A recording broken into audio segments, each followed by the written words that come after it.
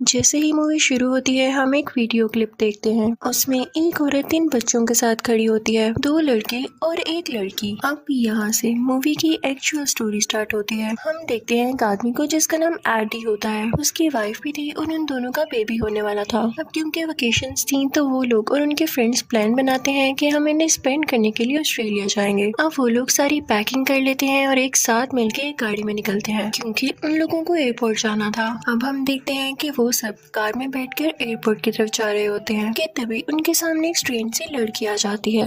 गाड़ी से एडी का फ्रेंड बाहर जाता है और उस लड़की से पूछता है कि तुम्हें क्या हुआ है। तो वो कहती है कि मैं हेल्पलेस हूँ और अकेली हूँ, मैं अपने घर नहीं जा पा रही, क्या आप लोग मुझे ड्रॉप कर सकते हैं? मेरा घर एयरपोर्ट के रास्ते में ही पड़ेगा। वो लोग समझते हैं कि इस वक्त इस अकेली लड़की की हेल्प करना अच्छी बात है, तो वो उसको अपनी गाड़ी में बिठा लेते हैं कि रास्ते में हम इसे ड्रॉप कर देंगे। सिंपल। अब हम देखते हैं कि फाइनली उसका घर आ चुका होता है। जिस जगह उसका घर था वहाँ पर कोई भी नहीं था। वो जगह बहुत डिसर्टेड थी, बहुत सुनसान थी। तो वो स्ट्रेंज लड़की उन सबसे रिक्वेस्ट करती है कि आप लोगों ने मेरी इतनी हेल्प की है, आप लोग मेरे घर के अंदर आ जाए, मैं आपको अपनी मॉम से मिलवाती हूँ। वो लोग आना तो नहीं चाह रहे थे लेकिन उसके ज्यादा इंसिस्ट करने पर उनको आना पड़ता है। वो लोग घर के अंदर दाखिल हो जाते हैं। आखिर उस स्ट्रेंज लड़की की मॉम वहाँ आ ही जाती है। वो सबसे बातें करने लगती है, लेकिन जिसे सबसे ज्यादा वो नोटिस कर रही थी वो एडी की वाइफ थी। फिर वो उन सबसे कहती है कि आप लोग बैठ के एंजॉय करें, बातें करें, मैं आप लोगों के लिए डिनर बना कर लाती हूँ। फिर उन दोस्तों में से फीमेल फ्रेंड कहती है कि इतनी देर में जरा बाहर से स्मोकिंग कर रहा हूँ। जैसे ही वो बाहर जाके स्मोकिंग करने लगती है तो कोई आदमी उसे नजर आता है। ऐसे लग रहा था जैसे वो किसी को घसीट कर लेकर जा रहा हो, ड्रैग करके लेके जा रहा हो। वो अभी ये देख ही रही होती है कि वो आदमी उसे देख लेता है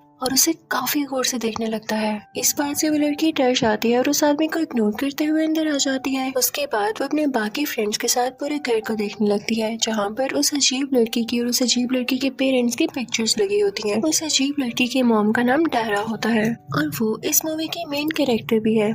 अभी वो सब पिक्चर्स देख ही रहे होते हैं कि तभी वहाँ पर डायरा का बड़ा बेटा आ जाता है। वो एडी की फीमेल फ्रेंड से पूछता है कि तुम बाहर डर के अंदर क्यों आ गई। उसके बाद उससे और कई बातें करने लगता है और फिर हम देखते हैं कि डायरा उन सब के लिए टी लेकर आती है और फिर उसके बाद डिनर टेबल पर वो सारे खाना खाने लगते हैं। फिर एडी और उसकी वाइफ रूम में रेस्ट करने चले जाते हैं और दूसरी तरफ बाकी लोग भी। लेकिन देखते ही देखते सारे बेहोश होने लगे थे, वो अपनी सेंसेस खो चुके थे। ऐसे लग रहा था जैसे डायरा ने खाने में कुछ मिला दिया हो। बेचारा एक लड़का तो डाइनिंग टेबल पर ही बेहोश हो जाता है और जब उसे होश आती है तो वो अजीब लड़की उसके पास खड़ी होती है। वो उससे कहता है कि मेरे बाकी दोस्त कहाँ हैं? तो वो लड़की कहती है कि वो तो सो रहे हैं।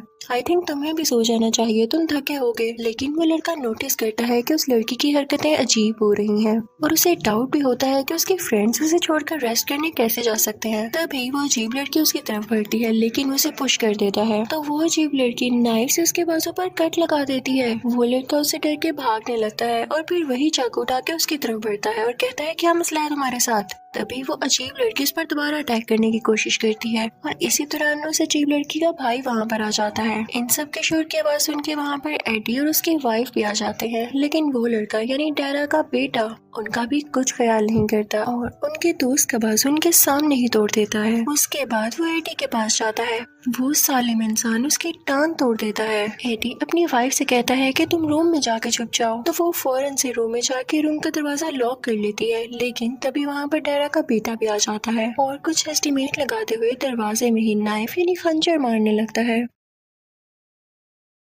दूसरी तरफ एडी की वाइफ का हाथ होता है जिसमें वो खंजर लग जाता है और उसका खून निकलने लगता है।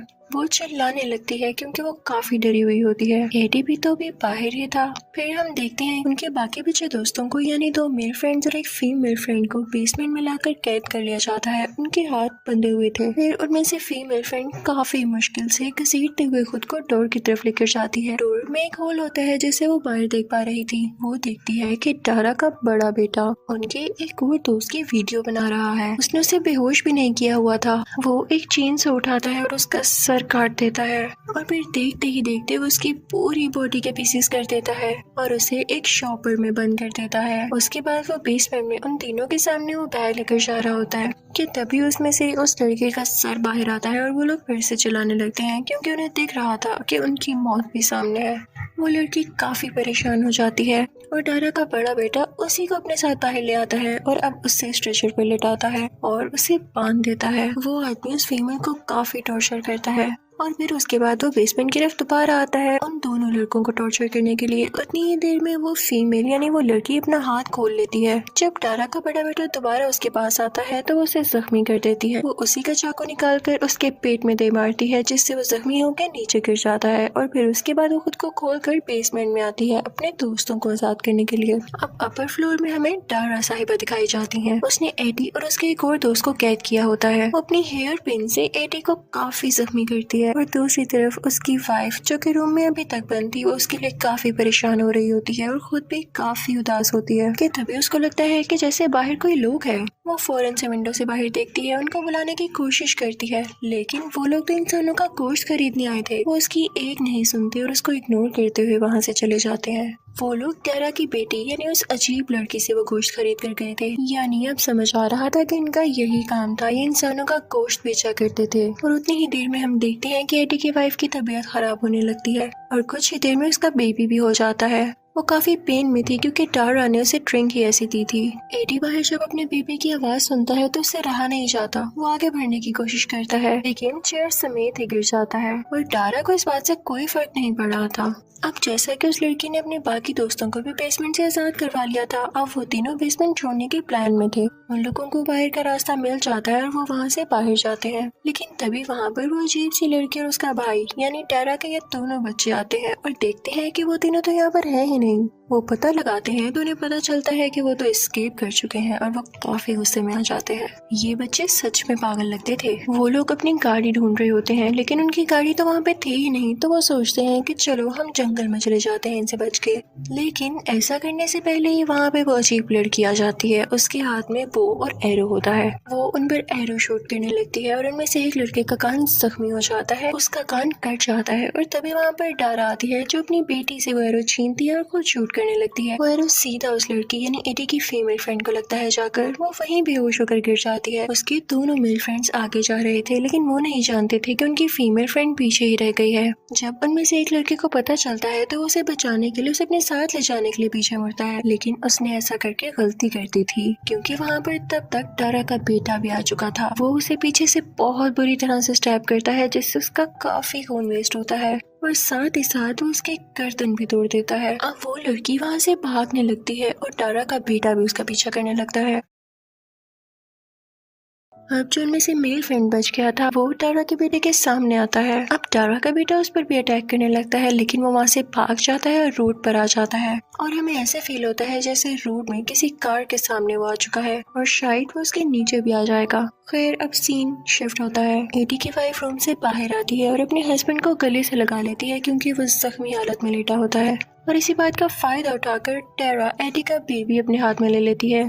वो उन दोनों से कहती है कि ये बेबी अब मैंने ले लिया है, अगर तुम लोग चाहते हो अपनी जान बचाना तो इस बेबी को मेरे पास ही छोड़कर यहाँ से जा सकते हो, और अगर तुम लोगों ने कोशिश की है बेबी लेने की तो फिर भूल जाना कि तुम लोग जिंदा बच पाओगे यहाँ से। तो ये तुम लोगों के पास अच्छा मौका है सोचने का, मैं तुम लोगों को सिर्फ कुछ ही वक्त दे सकती हूँ। लेकिन एडी की वाइफ अपने बेबी को कैसे जाने दे सकती थी। वो इसका पीछा करने लगती है ताकि अपना बेबी वापस ले सके। वो उसके बगैर नहीं जीना चाहती थी। पीछे से एडी भी उसका आवाज़ें देने लगता है लेकिन वो उसका जवाब नहीं देती, तो वो खुद भी उसके पीछे जाने लगता है। एडी उनका पीछा करते करते एक रूम में पहुंच जाता है जहाँ पर जमीन पर काफी हड्डियां पड़ी होती हैं। वो जब उठा कर देखता है तो वो बेबीज की हड्डियां होती हैं। इस सब के पीछे टारा का हाथ था। और तभी हम देखते हैं कि एडी की वाइफ की गर्दन में टारा की वही हेयर पिन होती है और वो मरने वाली होती है। वो एडी के पास आती है और उसी के पास अपना दम तोड़ देती है, मर जाती है। एडी को ये देख के बहुत गुस्सा आता है टारा पर। वो टारा की तरफ बढ़ता है उसे मारने के लिए और उसे काफी मारने लगता है। टारा ने बेबी पहले ही साइड पर रख दिया था और उसी दौरान एडी की फीमेल फ्रेंड भी वहाँ पर आ जाती है, लेकिन पीछे से टारा का बड़ा बेटा उसे वहाँ से ले जाता है उसका फेस कवर करके। दूसरी तरफ फाइट में टारा एडी के ऊपर आ चुकी थी और अब उसका गला दुबा रही थी कि तभी उनके घर कुछ पुलिस ऑफिसर्स आते हैं और वो बताते हैं कि हमारी कार के सामने एक आदमी आ गया और हमने जब देखा तो आपका घर हमें सबसे पास लगा, तो हम इसको आपके पास छोड़ने आए हैं ताकि इसका ख्याल रखा जाए। असल में वो आदमी कोई और नहीं बल्कि एडी का ही दोस्त था, जो कि सीन में हमें तो ये दिखाया गया था कि किसी कार के सामने आ गया और हम नहीं जानते थे कि उसके साथ क्या हुआ। असल में पुलिस की कार थी वो जो उसे यहाँ पर लेकर आ गई। अब जनाब डायरा और उसकी बेटी कहते हैं कि ये हमारा सर्वेंट है और बाकी सब के बारे में भी कुछ और बताते हैं कि हमारा पेइंग गेस्ट है, ये हमारा ड्राइवर है या ये कुछ और है। पुलिस को भी उनकी बातें अजीब लगती हैं तो वो कहते हैं कि हम आपका घर देखना चाहते हैं, लेकिन घर देखने पर उन्हें उनके खिलाफ कोई एविडेंस नहीं मिलता। उसके बाद वो आदमी को छोड़ के वहाँ से चले जाते हैं, लेकिन उनमें से एक पुलिस ऑफिसर देखता है कि वहाँ पर एक टेप रिकॉर्डर है। वो उसको प्ले करता है तो वही क्लिप सामने आती है जो कि मूवी के स्टार्ट में हमने देखी। वो औरत जो हमें 3 बच्चों के साथ दिखाई गई वो कोई और नहीं बल्कि डारा थी, और ये तीनों बच्चे उसके वही बच्चे, अजीब लड़की और 2 बेटे। वो देख रहा होता है कि डारा अपने बच्चों को इंसानों को मारना सिखा रही होती है। दरअसल ये कैनिबल फैमिली थी जो कि इंसानों का गोश्त खाकर जिंदा और जवान रहना चाहती थी। दूसरी तरफ हमें ये दिखाया जाता है कि अपर फ्लोर में एडी की फीमेल फ्रेंड को डारा का बड़ा बेटा काफी मार रहा होता है, उसके बाजू पर कर्स लगा रहा होता है और फिर उसके साथ जबरदस्ती की कोशिश करता है, लेकिन वो लड़की पास पड़ी लकड़ी से उसकी आंख में स्टैब कर देती है जिससे उसे काफी दर्द होती है और वो चिल्लाता है। ये आवाज पुलिस भी सुन लेती है। उनमें से एक पुलिस ऑफिसर ऊपर जाता है, लेकिन डारा का बड़ा बेटा उसे मार देता है, उसका गला काट कर। लेकिन पुलिस ऑफिसर्स तो होते ही स्ट्रॉन्ग है, वो भी मरने से पहले उसे शूट कर देता है। अब नीचे डारा का छोटा बेटा पूरे घर की लाइट्स ऑफ कर देता है और इसी बात का फायदा उठाते हुए डारा की बेटी एक पुलिस ऑफिसर को मार देती है और डारा का एक और बेटा भी एक पुलिस ऑफिसर को जख्मी कर देता है और फिर उसे काट कर मार देता है। पुलिस ऑफिसर्स का हेड काफी डर जाता है और वहाँ से बाहर निकलने लगता है। उनमें से एक पुलिस ऑफिसर डारा के छोटे बेटे को शूट करता है, लेकिन उसे कुछ भी नहीं होता। आगे से डारा का बेटा ही उसे शूट करके जख्मी कर देता है और फिर उसके बाद डारा की बेटी भी उस पुलिस ऑफिसर को मार देती है। लेकिन पुलिस ऑफिसर्स का वो लीडर डारा की बेटी को शूट करके इंजर्ड कर देता है। जब डारा ये देखती है वो तो गुस्से से पागल हो जाती है। वो एक चाकू लेके उसके कंधे में फेंकती है। पुलिस ऑफिसर का लीडर भी उसे शूट कर रहा होता है, लेकिन उसे कुछ भी नहीं हो रहा होता।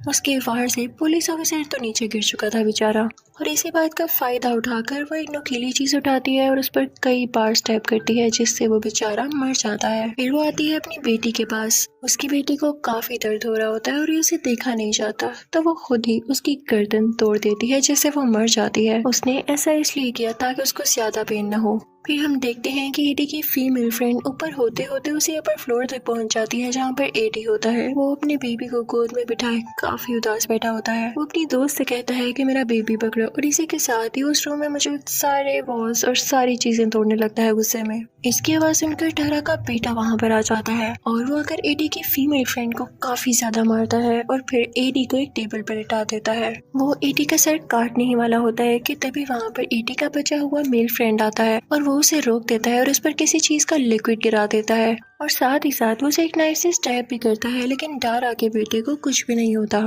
वो एडी के उस दोस्त को भी पकड़ लेता है और उसका भी गला काटने वाला होता है कि तभी पीछे से एडी की फीमेल फ्रेंड उस पर लाइटर फेंक देती है, जिसकी वजह से उसकी पूरी बॉडी में आग लग जाती है। यानी डारा का बेटा उस लिक्विड की वजह से अब आग की लपेट में आ चुका था, उसकी पूरी बॉडी में आग लग चुकी थी। इसी बात का फायदा उठाते हुए एडी की फीमेल फ्रेंड उनको लेके वहाँ से चली जाती है। उनके साथ बेबी भी होता है, लेकिन उनके पीछे पीछे डारा का वो बेटा भी आने लगता है। लेकिन आगे से वो लोग इससे भी लड़ते हैं और फाइनली इसका सर काट देते हैं। तभी हमें ये दिखाया जाता है कि डारा ने एडी के मेल फ्रेंड का सर काट दिया है और अब वो इन लोगों की तरफ बढ़ रही थी इन्हें मारने के लिए। डारा के हाथ में चेनसो होती है जिसकी वजह से एडी की फीमेल फ्रेंड जख्मी हो जाती है। तभी वहाँ पर एडी भी आ जाता है और अपनी दोस्त को बचाने की कोशिश करता है, लेकिन तभी डारा चेनसो से उसका बाजू काट देती है। वो अपने पास पड़ी गन जल्दी से अपनी फीमेल फ्रेंड की तरफ ट्रैक करता है। वो उसे कई बार शूट करने लगती है, जिससे डारा को पहले तो कुछ नहीं होता। फिर उसके बाद एडी की भी फीमेल फ्रेंड उसे कई बार चेनसो से काटती है और उसका गला दबाने लगती है उसका नेकलेस खींचकर। यानी वो उसे बहुत ज्यादा मारती है, जिसकी वजह से डारा अब फाइनली मर जाती है। फिर वो लड़की जाती है एडी के पास और वो मरने ही वाला होता है। वो अपनी दोस्त से कहता है कि मेरे बेटे का ख्याल रखना।